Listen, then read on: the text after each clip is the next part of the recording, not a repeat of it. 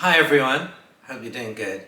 Someone's sent me a question and they've said, can you comment on writer's block and whether you get it?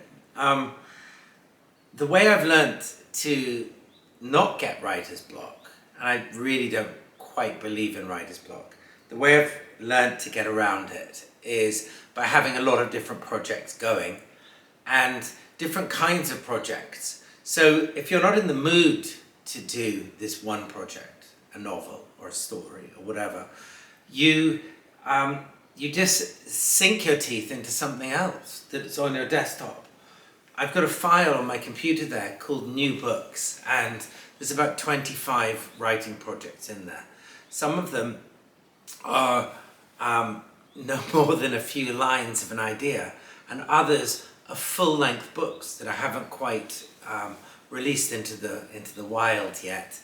So that's what works for me. And as I sometimes tell people who want to write books, if you're writing and you get stuck with a passage or something, don't stop.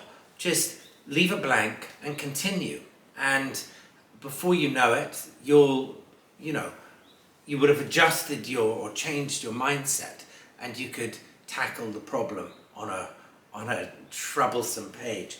But last year I published this book called The Reason to Write, a masterclass for writers. And I wrote a few lines about writer's block, page 369. And I just wanted to read them, because I just reread them to myself, and they seemed pretty accurate. Writer's block. Writer's block is a subject I find myself questioning. I'll explain why. I was raised in the company of people who wrote professionally. Almost every one of them saw themselves as a basket weaver, a carpenter, or as part of a creative guild. They created to sell their wares in the market, but foremost so as to please themselves. I once asked Doris Lessing for her opinion on writer's block. She said, "There's no need ever to get that condition at all. The way to steer clear of it is to think of yourself as a conduit, channeling water from the mountains down to the village on the plain.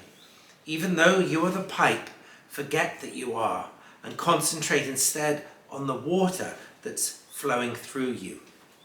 So I think Doris's suggestion to be the water rather than the pipe, or to think of the water rather than the pipe, think of the words flowing through you rather than the state of being a writer, that's a huge help.